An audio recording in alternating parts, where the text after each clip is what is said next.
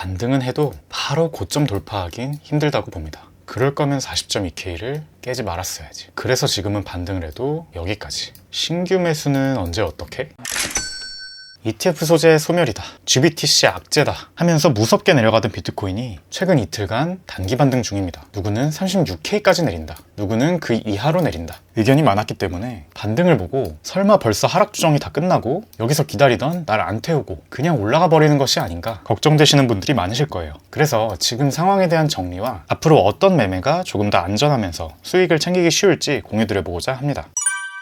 우선 저는 짧은 시간 안에 바로 고점을 갱신하며 찐 상승장을 다시 시작할 가능성은 상대적으로 낮다고 봐요. 그럴 거면 40.2K 기준 가격을 깼으면 안 되었다고 봅니다. 예전에는 평행 채널 형성 후 40.2K에 해당하는 저점 기준 가격을 안 깨고 그냥 올리는 경우가 정말 많았고, 이번에도 안 깬 상태에서 4시간 봉 상승 다이버전스까지 크게 한번 작게 한번 다 만들어졌거든요. 올리려면 충분히 올릴 수도 있는 상황이었는데 결국 깼기 때문에 지난 영상에서 말씀드린 대로 이건 좀 이상하다 라는 생각이 들어서 저는 계획대로 올 매도하고 현금화한 상태입니다. 이게 어떤 선택이냐면요, 예를 들어 우리가 바닷가에서 물놀이를 하다가 갑자기 멀리 있는 파도가 평소와 다르게 이상하게 크다거나 저 멀리서 천둥번개가 치고 있으면 뭔가 이상하다 느끼고 물 밖으로 나오는 게 안전수칙이잖아요. 딱 그런 대응이에요. 충분히 반등 줄만한 포인트에서 반등을 안 줬으니까 어라? 평소와 다르게 뭔가 이상하네? 일단 물 밖으로 나와서 파도가 다시 정상적이어 보일 때까지 기다렸다가 확인하고 들어가자는 마인드입니다. 나중에 보면 결과적으로 아무것도 아니었을 수도 있지만 그럼 그때 다시 들어가면 되는 거고요. 만약에 그 이상했던 움직임이 무언가 큰 위기였을 때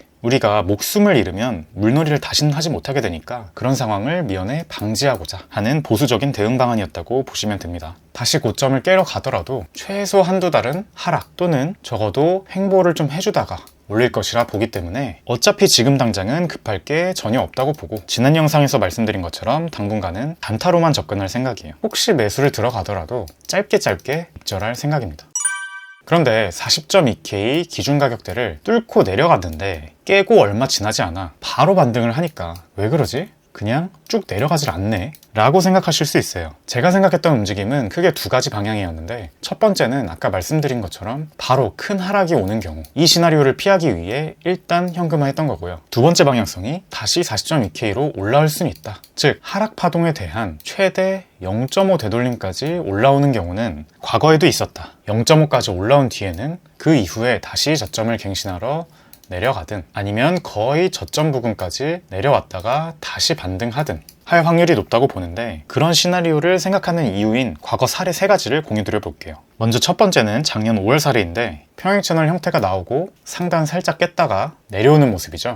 그리고 현재 40.2K에 해당하는 평행 채널 하단 가격을 노란 선으로 표시했고요. 이때도 결국 이 선을 깨고 내려왔습니다. 그런데 이때는 깼다고 바로 내려간 것이 아니라 0.382 또는 0.5 되돌림 구간까지 반등을 했죠. 이때 다시 기존 저점 부근까지 내려갔다가 반등하거나 아니면 기존의 저점 부근을 깨고 다시 반등했습니다. 두 번째 사례는 작년 7월 사례인데, 이때도 마찬가지로 평행 채널 상단을 살짝 깨고 올렸다가 결국 저점 가격대 뚫고 내려왔죠. 이때도 역시 0.382까지 반등을 하거나 또는 다시 저점 가격까지 재차 하락 후에 0.5 구간까지 반등을 했습니다. 이 케이스 같은 경우엔 그 이후 크게 하락을 했었습니다. 세 번째 사례는 2021년 11월의 고점 사례인데, 이땐 평행 채널 상단을 깨진 않았지만 평행 채널 하단 기준 가격대를 깨고 내려왔다가 0.382까지 반등하고 다시 재차 하락했죠. 공통점은 뭐냐면 평행 채널을 형성했다가 이 평행 채널의 하단 가격을 깨면 바로 고점 깨고 상승장으로 가기보다는 바로 내려가거나 아니면 단기적으로 깼던 저점 가격대를 다시 그 저점 가격 위로 반등할 수는 있는데, 보통은 하락에 0.382 또는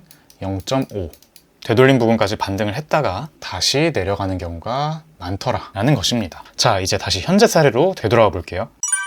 결국은 뭐죠? 만약에 38.4K가 저점이었고 올라오면 0.382 또는 0.5 구간에서 다시 내려올 확률이 있다. 그래서 선물 투자자에겐 숏을 한번 쳐볼 만한 자리가 나오겠죠. 현물 투자자나 선물 롱 포지션을 보는 분들은 반대로 이 가격이 다시 내려온다면 단기 하락 후 재차 0.5 되돌림 구간까지 상승하는 이런 파동을 노려본다든지, 또는 더 깊게 되돌림이 와서 36.4K 저점 구간까지 가깝게 내려올 경우 손절 걸고 그 위에서 한번 롱트라이 해볼 만한 구간이 또 나올 수 있고요. 그게 아니라면 저점을 갱신하면서 RSI 상승 다이버전스까지 만들어 줄 테니 다이버전스 쓸 때 한번 롱트라이 해볼만 합니다. 만약 롱 진입이 성공적으로 된다면 매도 타겟가는 말씀드렸듯이 고점에서부터 해당 파동의 저점까지 이었을 때 피보나치 0.38이 되돌림 또는 0.5 되돌림에서 한 번씩 분할 매도할 수 있겠죠. 아무래도 단타 위주로 접근을 하게 되면 어떤 근거들로 매수 매도에 들어가는지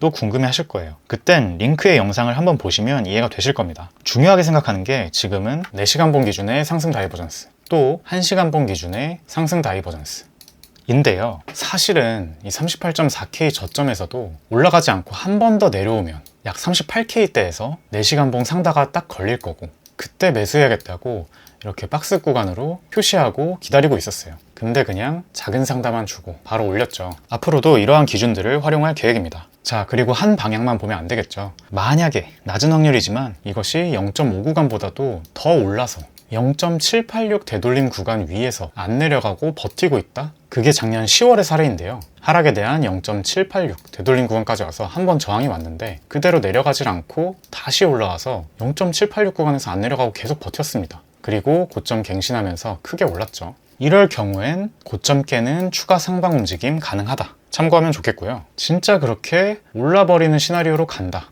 그런데 나는 이 구간에서 단타가 자신이 없다 라고 한다면 이 48K대 전 고점을 뚫을 때 추격 매수해도 우리한텐 그 이후에 큰 상승장이 기다리고 있어요. 비트코인은 지난 1년 동안 계속 올랐고 40.2K가 깨짐으로써 이제 잠시 쉬어가는 타이밍일 가능성이 높다. 그래서 우리가 현물 투자자라면 하루하루 5% 등락에 너무 스트레스 받지 말자는 말씀을 드리고 싶고요. 5에서 10% 오르내리는 건 상승장에선 정말 몇 분 만에 복구할 수 있는 퍼센티지예요. 그러니까 그런 단기 등락에 조급해서 무리해서 매매를 하진 않아도 된다는 얘기입니다. 저도 한두 달 정도는 편하게 지켜보면서 4시간봉 RSI 상승 다이버전스 같은 신호들이 뜨면 단타 매수 들어가는 식으로 단타만 할 계획이에요. 대신 만약에 그냥 올려버리는 시나리오를 대비해서 확실히 신호가 보일 때는 가능하면 큰 비중의 시드를 가지고 들어가되 손절을 짧게 해서 하락에 대비할 생각입니다. 손절 짧게 단타식으로 매매하면서 변동성 큰 1분기를 보내려고 합니다. 또 특이사항이 있으면 찾아뵙겠습니다. 구독, 알림 설정 부탁드려요. 직장인 투자자 A였습니다. 감사합니다.